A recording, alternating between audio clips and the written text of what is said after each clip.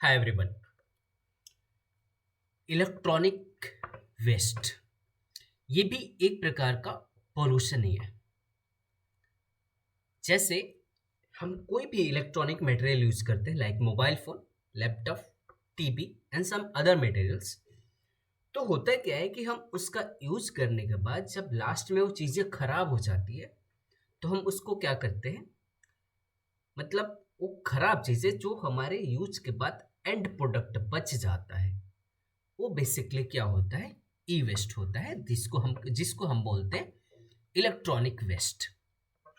मतलब ये यूज करने के बाद जो भी अनवांटेड और ऑब्सोलेट मटेरियल बच जाता है एंड ऑफ लाइफ में किसी भी इक्विपमेंट का, that is known as e waste in general.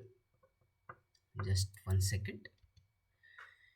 India basically third country है पूरे वर्ल्ड में जो वी ई वेस्ट जनरेट करती है after China and United State of America. Basically 3 million tonne e waste India generate करता है। लेकिन एक रिपोर्ट आया 2021 में, उस रिपोर्ट में ये सामने आया कि इंडिया 3 मिलियन नहीं 5 million tonne e waste generate करता है अकॉर्डिंग टू 2021। अब स्टेट्स की बात करें तो इंडिया में कौन सा स्टेट सबसे ज्यादा ई वेस्ट जनरेट करता है? The first one is Maharashtra, Tamil Nadu and Andhra Pradesh. ऐसा नहीं है कि अगर इंडिया ई वेस्ट जनरेट करता है तो रिसाइकलिंग प्रोसेस पे ध्यान नहीं देता। ऑफ कोर्स रिसाइकलिंग प्रोसेस पे भी ध्यान देता है। अकॉर्डिंग टू 2017-18 रिसाइकलिंग रेट 10% था, लेकिन 2018-19 में रिसाइकलिंग रेट सीधा ट्वाइस हो गया और 20% का रिसाइकलिंग रेट हो गया। महाराष्ट्र जो ई वेस्ट जनरेट करता है that is 19.8%, Tamil Nadu 13.1% and Andhra Pradesh 12.5% and followed by Uttar Pradesh that is 10.1% E waste generate करते हैं ये। अगर हम सिटीज के हिसाब से देखें तो सबसे ज्यादा जहां ई वेस्ट जनरेट होता है दैट इज मुंबई, दिल्ली और बेंगलुरु। ये ऐसे सिटीज हैं जहां पे according to cities e waste generate होते हैं। चाइना में एक सिटी है जिसका नाम है गियो। वहां पे कहा जाता है कि चाइना का गियो प्रोविंस ई वेस्ट का कह सकते हैं कि सबसे ज्यादा largest e waste disposal site है वर्ल्ड का।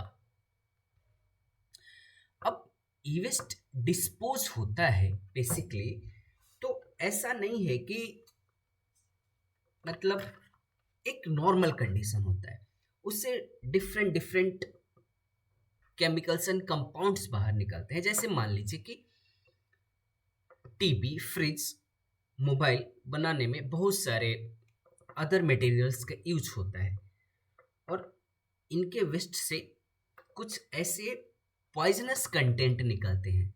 जैसे मान लीजिए कि सपोज करते हैं कि नाइट्रेट निकलता है, किसी कंटेंट से नाइट्रेट निकलता है, तो नाइट्रेट से डिजीज होता है। जैसे आपने नाम सुना होगा ब्लू बेबी सिंड्रोम, या उसको हम बोलते हैं मिथाइल ग्लोबोनेमिया भी बोलते हैं। तो नाइट्रेट से बेसिकली ये डिजीज होता है। तो इन्वायरमेंटल क्लाइमेटीज भी बढ़ जाती हैं। जैसे आर्सेनिक से ब्लैक फुट डिजीज होता है, फ्लोराइड से नॉकनी सिंड्रोम होता है, mercury very much impactable, that is mercury से क्या होता है, मिनामाता डिजीज होता है। इसके अकॉर्डिंग एक कन्वेंशन भी आया, मिनामाता कन्वेंशन।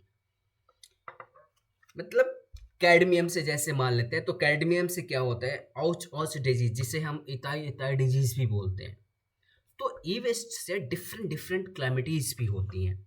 जो हमारे एनवायरनमेंट को, हमारे मतलब रेस्पिरेटरी सिस्टम को भी नुकसान पहुंचाती हैं। नाउ अब ऐसा किया गया कि जैसे एक कंसेंट बनाना, पूरे ग्लोबल लेवल पे कंसेंट बनाया गया कि ई वेस्ट अगर हो रहा है तो इसको कम कैसे किया जाए। तो ग्लोबल लेवल पे कंसेंट बनाया गया, दैट इज बासेल कन्वेंशन। और बासेल कन्वेंशन बेसिकली जैसे ट्रांस बॉडी हजार्डस मूवमेंट होता है ना, किसी भी वेस्ट का ट्रांस बॉडी ट्रांसफर, उस पे थोड़ा सा रोक लगाने का काम किया गया। ऐसा ही एक कन्वेंशन और आया, दैट इज रोटरडैम कन्वेंशन।